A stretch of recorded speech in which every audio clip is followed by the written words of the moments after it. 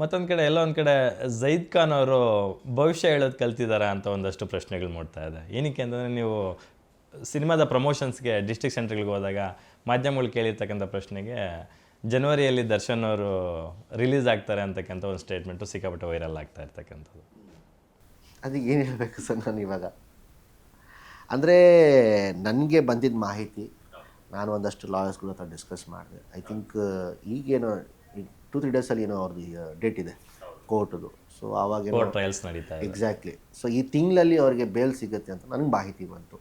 With proper normal bale, ಬೇರೆ ಥರ health issues ಆ ಇಶ್ಯೂಸ್ ಅಂತ ಇಟ್ಕೊಂಡು ನಾವು ಅವ್ರಿಗೆ ಬೇಲ್ ಕೊಡಿಸ್ತಾ ಇಲ್ಲ. ಸೊ ಅದು ಬರುತ್ತೆ ಅಂತ ನನಗೆ ಮಾಹಿತಿ ಗೊತ್ತಿತ್ತು. ಸೊ ಅಲ್ಲಿ ಮಾಧ್ಯಮ ಅವ್ರು ಕೇಳುವಾಗ ನನಗೂ ಒಂದು ಖುಷಿ ಅಲ್ಲ ಸರ್, ಏನಕ್ಕಂದ್ರೆ ನಾನು ಕಾಯ್ತಾ ಇದ್ದೀನಿ ಅವ್ರು ಆದಷ್ಟು ಬೇಗ ಹೊರಗಡೆ ಬರಬೇಕು ಅಂತ ಹೇಳಿ. ಯಾಕಂದರೆ ಓದ್ ಸಿನಿಮಾಗೂ ಅವ್ರು ಇದ್ದರು, ಈ ಸಿನಿಮಾಗೂ ಅವ್ರು ಇಲ್ಲ ಅಂತ ಹೇಳಿ ನಾನು ಅವ್ರನ್ನ ತುಂಬ ಮಿಸ್ ಮಾಡ್ಕೊತೀನಿ. ಅವ್ರು ನನಗೆ ಈ ಸಿನಿಮಾಗೆ ಬಂದು ಸಪೋರ್ಟ್ ಮಾಡಬೇಕು ಆ ಸ್ವಾರ್ಥನ ಇಟ್ಕೊಂಡಿಲ್ಲ. ಅವ್ರು ಹೊರಗಡೆ ಬಂದರೂ ಕೂಡ ನಾನು ಎಲ್ಲೂ ಕರೆಯಲ್ಲ ಅವ್ರಿಗೆ, ವೆರಿ ಕ್ಲಿಯರ್ ಕಟಾಗಿ ಹೇಳ್ತೀನಿ. ನಾನು ಅವರ ಎಲ್ಲೂ ಕರೆಯಲ್ಲ. ಏನಕ್ಕೆ ಹೊರಗಡೆ ಬರೋದೇ ನಿಮಗೆ ಒಂದು ದೊಡ್ಡ ಖುಷಿ. ಅವ್ರು ಆರಾಮಾಗಿ ಅವ್ರ ಫ್ಯಾಮಿಲಿ ಜೊತೆ ಇದ್ದು ಅವ್ರ ಮೆಂಟಲಿ ಪೀಸ್ನ ಅವ್ರ ಹೆಲ್ತ್ನ ಚೆನ್ನಾಗಿ ಮಾಡಿಕೊಂಡ್ರು ಸಾಕು. ನಾನು ಅಷ್ಟು ಸ್ವಾರ್ಥ ಅಲ್ಲ, ನನ್ನ ಸ್ವಾರ್ಥಕ್ಕೋಸ್ಕರ ಅವ್ರನ್ನ ಮತ್ತೆ ಅವ್ರಿಗೆ ಹೇಳ್ಕೊಂಡು ನಾನು ಹೇಳಿದ ಖಂಡಿತ ಬರ್ತಾರೆ ಅವರು. ಅವ್ರಿಗೆ ಎಷ್ಟೇ ಬೆನ್ನು ಇಲ್ಲಿ ಏನೇನು ಇರಲಿ ನಾವುಗಳು ಪ್ರೀತಿಯಿಂದ ಕರೆದು ಅವ್ರು ಬರ್ತಾರೆ. ಅದನ್ನು ನಾವು ಅಡ್ವಾಂಟೇಜ್ ಆಗ್ತಾರೆ. ಅದಕ್ಕೆ ಅವ್ರು ಹೊರಗಡೆ ಬಂದು ಆರಾಮಾಗಿ ಇದ್ಬಿಟ್ರೆ ಸಾಕು. ಏನಕ್ಕೆ ಅವರು ಆರಾಮಾಗ್ತಾರೆ, ಅವ್ರ ಅಭಿಮಾನಿಗಳು ಸ್ವಲ್ಪ ಕೂಲ್ ಡೌನ್ ಆಗ್ತಾರೆ. ಏನಕ್ಕೆ ಅವ್ರು ಎಲ್ಲರೂ ಪಾಪ ತುಂಬ ತಿಂಗಳಿಂದ ಅವರು ಹೊರಗಡೆ ಇರೋದ್ರಿಂದ ಅವ್ರು ಹೊಸಿಗೆ ಎತ್ಬಿಟ್ಟಿದ್ದಾರೆ. So I think it's high time for him to come out ಅಂತ. ಡೆವಿಲ್ ಸಿನಿಮಾ ನೋಡಿದ್ರೆ? ಖಂಡಿತ ನೋಡಿದೆ ಸರ್. ದರ್ಶನ್ ಅವರ 2 ಶೇಡಲ್ಲಿ ಯಾವ ಶೇಡ್ ನಿಮಗೆ ಜಾಸ್ತಿ ಇಷ್ಟ ಆಯಿತು? ನೆಗೆಟಿವ್ ನನಗೆ ಸ್ವಲ್ಪ ಅದೊಂಥರ ಕಿಕ್ ಕೊಡುತ್ತೆ. ಏನಕ್ಕಂದ್ರೆ ಅವ್ರ ಬಾಡಿ ಲ್ಯಾಂಗ್ವೇಜ್ ಆಗ್ಬೋದು, ಅವರು ಬೇಸ್ ವಾಯ್ಸ್ ಆಗಬಹುದು, ಅದು ನನಗೆ ಸ್ವಲ್ಪ ಪರ್ಸನಲಿ ತುಂಬ ಇಷ್ಟ ಆಯಿತು. ಒಳ್ಳೆಯದು ಅದು ಎಲ್ಲ ಸುಮಾರು ಇದರಲ್ಲಿ ಮಾಡಿದ್ದಾರೆ, ಕೆಟ್ಟದ್ದು ಮಾಡಿದ್ದಾರೆ. ಇದೊಂದು ಸ್ವಲ್ಪ ಬೇರೆ ಥರ ಇತ್ತಲ್ಲ, ಅದಕ್ಕೆ ನನಗೆ ಅದು ಜಾಸ್ತಿ ಇಷ್ಟ ಆಯಿತು. Super super. ಜೈದ್ ಖಾನ್ ಅವರು ಇಂಡಸ್ಟ್ರಿಗೆ ಬಂದಾಗ ತುಂಬ ಜನ ಸಪೋರ್ಟ್ ಮಾಡಿದ್ದಾರೆ, ತುಂಬ ಜನ ತುಳಿಯಕ್ಕೆ ನೋಡಿದ್ದಾರೆ ಅಂತಕ್ಕಂಥ ಮಾತನ್ನು ಕೂಡ ಹೇಳಿದ್ರಿ. ಬಿಕಾಸ್ ಆಫ್ ಕ್ಯಾಸ್ಟ್ ಅಂತಕ್ಕಂಥ ಒಂದು ಮಾತನ್ನು ದೊಡ್ಡ ವೇದಿಕೆಯಲ್ಲೇ ಹೇಳಿದ್ರಿ. ಯಾಕೆ ಆ ಥರ ಅನ್ನಿಸ್ತು ಜೈದ್ ಅವ್ರಿಗೆ ಅಂತ? ತುಂಬ ಜನ ತುಳಿಯಕ್ಕೆ ನೋಡಿದ್ರು ಸರ್ ನನಗೆ. ಓಕೆ. ಈ ಡಿಸ್ಟ್ರಿಬ್ಯೂಟರ್ ಅಂತ ನೋಡ್ಕೊಳ್ಳಿ. ಈಗ ಡಿಸ್ಟ್ರಿಬ್ಯೂಟರ್ ಏನು ಹೇಳಿದಲ್ಲ, ಅವ್ರು ಆಮೇಲೆ ಗೊತ್ತಾಯ್ತು ನನಗೆ ಜಾತಿಯನ್ನು ಒಂದೇ ಒಂದು ಕಾರಣಕ್ಕೆ ಅವ್ರು ಡಿಸ್ಟ್ರಿಬ್ಯೂಷನ್ ಮಾಡಿಲ್ಲ ಅಂತೇಳಿ. ನಾನು ಅದಕ್ಕೆ ಎಲ್ರಿಗೂ ಹೇಳೋದು ಗೊತ್ತಾ ಸರ್, ಇಂಡಸ್ಟ್ರಿಯಲ್ಲಿ ಕಲಾವಿದ್ರು ಜಾತಿ ಇಲ್ಲ. ಏನಕ್ಕೆ ಅಂದರೆ ಅಷ್ಟೊಂದು ಇದೆಯಾ, ನಿಜವಾಗ್ಲೂ ಹೇಳ್ತಿದ್ದೀನಿ, ಇದೆಯಾ ಒಂದು ರೂಲ್ ಮಾಡಿ. ಅಲ್ಲ, ಕಲಾವಿದ್ರು ಹಚ್ಚೋ ಬಣ್ಣಕ್ಕೆ ಯಾವ ಜಾತಿ ಇರುತ್ತೆ? ಅಲ್ಲ ಸರ್, ನಾನು ಹೇಳ್ತಾ ಇದ್ದು ಕೆಲವ್ರು ಇರ್ತಾರಲ್ಲ ತುಂಬ ಜಾತಿಯವ್ರು, ಎಷ್ಟು ಹೇಳಿದ್ರು ಅವ್ರು ಜಾತಿ ಮಾಡೋದು ಬಿಡಲ್ಲ ಅಂಥವ್ರು. ನಾನು ಹೇಳೋದು ಗೊತ್ತಾ, ಸ್ಮೋಕಿಂಗ್ ಕಾರ್ಡ್ ಹಾಕ್ತಾರೆ ಗೊತ್ತಾ ಸರ್ ಸಿನಿಮಾ ಸ್ಕ್ರೀನಲ್ಲಿ, smoking is injurious to health ಅಂತ, ನೋ ಸ್ಮೋಕಿಂಗ್ ಅಂತ. ಆ ಥರ ಒಂದು ಕಾರ್ಡ್ ಮಾಡಿಸಿ ದಯವಿಟ್ಟು ಹಿಂದೂಗಳು ಬಿಟ್ಟು ಬೇರೆ ಯಾವ ಜಾತಿ ಇದೆ ಎತ್ತು ಹೋಗ್ಬಿಡಿ, ಇದು ಇವ್ರಿಗೆ ಸೀಮಿತ. ಹಾಕೋಕ್ಕಾಗತ್ತಾ ಸರ್? ಬದುಕೋಕ್ಕಾಗತ್ತಾ ಸರ್? ಮತ್ತು ಈಗ ನಾನು ಈಗ ಪ್ರಚಾರ ಮಾಡ್ತಿದ್ದರಿಂದ, ಎಲ್ಲ ಕಡೆ ಪ್ರವಾಸ ಮಾಡ್ತಿದ್ದರಿಂದ, ನಮ್ಮ ಜಾತಿಯವ್ರದ್ದು 22 ಥಿಯೇಟ್ರ್ ಇದೆ, ಹಾಕ್ಬಿಡಿ ಸಿನಿಮಾ ಅಲ್ಲಿ. ಏನಕ್ಕೆ ಹಾಕ್ತೀರಾ? ಮುಸ್ಲಿಮ್ ಅವ್ರದ್ದು ಎಷ್ಟೋ ಜನ ರೈತರಿಗೆ ಇದ್ದಾರೆ, ಅವ್ರು ಅರ್ಧರಾತ್ರಿ ಕಷ್ಟಪಡ್ಬಿಟ್ಟು ಅನ್ನನ ಇದು ಮಾಡ್ತಿದ್ದಾರೆ, ತಿನ್ನಬೇಡಿ. ನಮ್ಮ ಜೊತೆ ಫ್ರೆಂಡ್ಶಿಪ್ ಇಟ್ಕೊಂಡ್ಬೇಡಿ, ಲಾಭ ಅಷ್ಟೇನ ನಮ್ಮ ಜೊತೆ. ಏನಕ್ಕೆ ಹಂಗೆ ಭೇದಭಾವ ಮಾಡ್ತೀರಾ?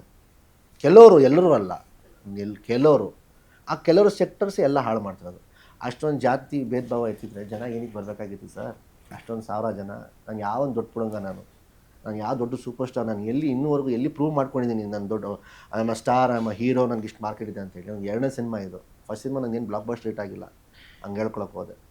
ಆ ನಂಬಿಕೆ ಜನ ಫಾಲೋ ಮಾಡ್ತಾ ಇರ್ತಾರೆ. ನನ್ನ ವ್ಯಕ್ತಿತ್ವ ಏನು, ನಾನು ಎಲ್ಲಿ ಹೋಗ್ತಾಯಿದ್ದೀನಿ, ಎಲ್ಲಿ ಬರ್ತಾಯಿದ್ದೀನಿ, ಇವ್ನು ಹೆಂಗೆ ನಡ್ಕೊಳ್ತಿದ್ದಾನೆ ಅಂತ, ಅದೆಲ್ಲ ಮ್ಯಾಟ್ರ್ ಆಗುತ್ತೆ.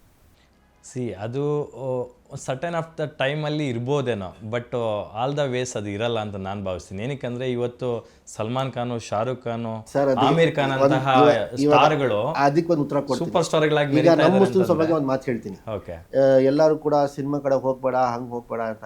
ನೀವು ಯಾರಪ್ಪ ನಾನು ಹೇಳೋಕ್ಕೆ, ನನ್ನ ಕೆಲಸ ನಾನು ಮಾಡೇ ಮಾಡ್ತೀನಿ, ನನಗೆ ಅದನ್ನು ನಾನು ನಂಬಲ್ಲ. ನನಗಿಷ್ಟ, ನನ್ನ ಪ್ಯಾಷನ್ ಇದೆ, ನಾನು ಮಾಡಬೇಕು, ನಾನು ಮಾಡ್ತೀನಿ.